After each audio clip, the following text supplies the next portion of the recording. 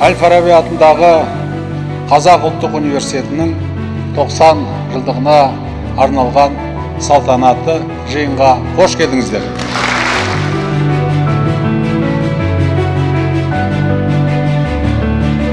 Қазақ ұлттық университетінің өзінің атауы да ерекше. Қазақ ұлттық университеті. Сондықтан қашан да осы биік атауға, мәртебелі атаққа лайықты болайық.